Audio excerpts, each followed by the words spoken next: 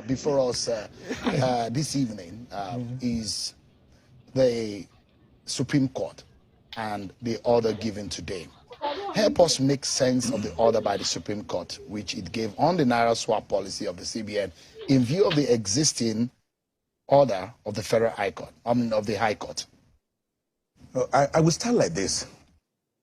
It's like the relationship between the Agama lizard and the crocodile. They all belong to the same class. They look alike. But we know who is superior. In the hierarchy of Nigerian laws, the Supreme Court is the apex court. That is why they call it Supreme Court. Supreme, beyond which there is no other court. And what that means is that all other courts in the hierarchy of courts must blow muted trumpets when matters are being heard. So, notwithstanding the fact that a high court or federal high court had granted an order telling the CBN you can stop this Naira swap policy on the 10th of February, as you have decided to do. The Supreme Court today said, hello, don't do that. Allow the old and new Naira, allow everything to be in the same position. We call it status quo ante bellum. The state of affairs before the crisis broke out. Allow it to continue. Come back on the 15th of February and let us hear you people. Let me say this. Let me enter a caveat for Nigerians. The Supreme Court has not decided the matter. All it has done is to fall back to a decision like Kutoyo versus CBN, that in matters of extreme urgency, you can grant an interim order, even if it be ex parte, to prevent the subject matter of the suit being truncated. If, for example, the Supreme Court does not make that order, or did not make that order, and the only order existing is that of the High Court, it means that the CBN, by 10th of this month, will stop the use of all old notes. But what the Supreme Court has said is, just wait. Let us listen to you people. Not that it has decided that Zamfara, Kogi, and Kaduna states have any valid case that is actionable, because the action is already being challenged with a preliminary objection. It is another way of saying, let us first drive away the fox before we blame the fowl for wandering too far into the forest. So it has not decided. It has just left the matter in a state, what we call status quo, ante bellum. Let it just remain now until we hear you people. So, but one advice I think I want to profile here is that if you notice, the ruling by the Supreme Court was by a full constitutional panel of 7 justices. This is the type of case I think the Supreme Court should invite amicus curiae for singular, amicus curiae for many. That is, friends of the court. They should invite very respected senior lawyers to come and give their opinions in writing to the Supreme Court.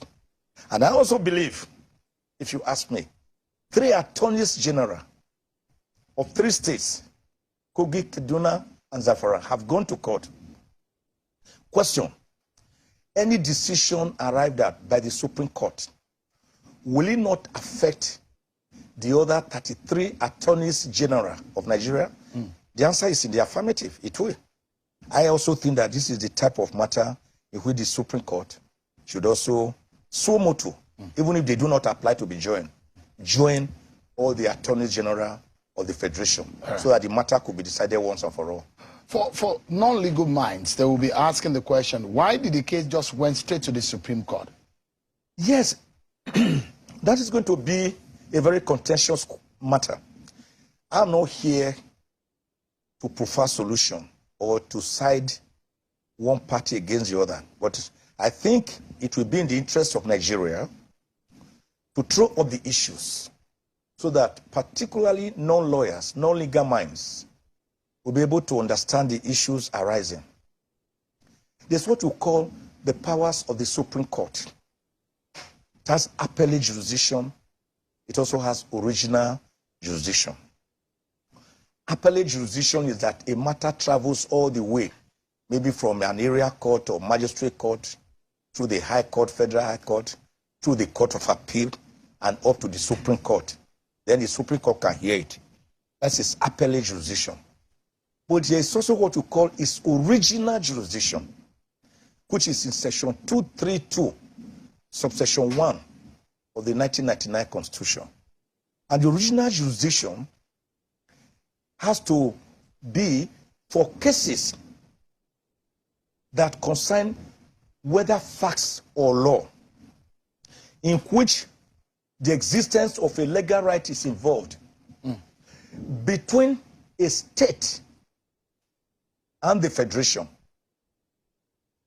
or between states and the federation, or between a state and a state.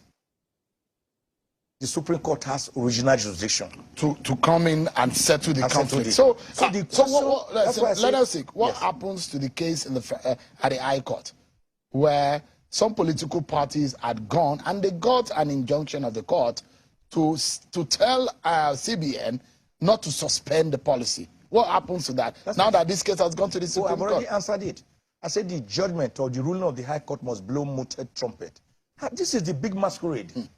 The Supreme Court of the land has come out to speak. The little masquerade. We'll have to keep short. We have to keep short. All right. Let's look at the implications. Look at it this way. Okay. There will be chaos and anarchy and confusion if two courts that are dissimilar in terms of potency and power begin to wrestle with each other, throwing mud on each other. The Supreme Court is called the apex court.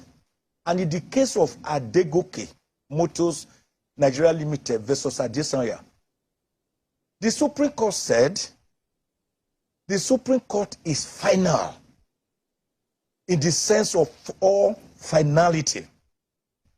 It is final not because it is infallible. It is infallible because it is final. So we can't be talking about a judgment or a ruling of a high court here when the big master has come out to roar. The lion has roared. The antelopes, for now, must keep quiet. Let's look so that there will be no confusion. Let's look at That's why you call it the hierarchy of courts. Let's look at the implications of all of these cases to the average Nigerian. And I mean, maybe you have some of the new notes.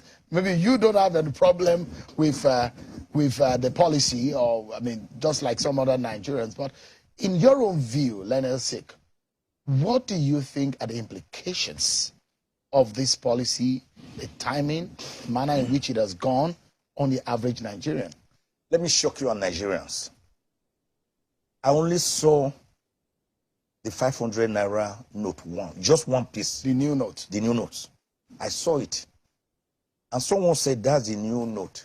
And I said, this note that looks faded, even before it has been used, I compared it with the present 500 naira notes bearing the portrait of Zik of Africa, Dr. Nnamdi Benjamin Azikiwe. And I saw that the quality is simply not comparable. One looks like a very fake version of the other. So, yours sincerely, I've only seen one note, 500. I've not seen any other. So the question of even having money. So you've experienced the scarcity too? Of course. Now, let me tell you what is going on. Nigeria over-dramatizes. That is why I've said we don't even practice democracy. What do we then practice? Which, I mean, that democracy, that system of government defined on November 19, 1863 by Abraham Lincoln in his Gettysburg Declaration, have said elsewhere that we practice one, electionocracy. Electionocracy is a system of government by which every 4 years we go into the ritual of electing our governors and president and senators. And after electing them, they use 1 year thanking the electors. They use the second year working. By the third year, they have started electionary campaigns. So there are no democracy dividends. Now, I said that is electionocracy. We also practice judocracy. Judocracy is a system of government in which voters vote. Votes are counted. The votes counted. Then the quarreling politicians go before a court of law and start fighting each other. The matters get to court. A governor is midwifed and delivered in the bowels of either the High Court, Court of Appeal, or Supreme Court, which may go against the will of the people as expressed in the ballot box. That is what we call judocracy. I also say we practice executocracy. Executocracy is a system where the executive arm of government superimposes itself and terrorizes the other arms of government using its hooded security agents to terrorize them.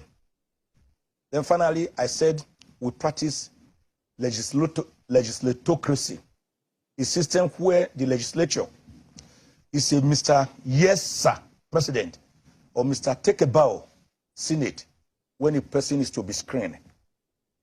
And this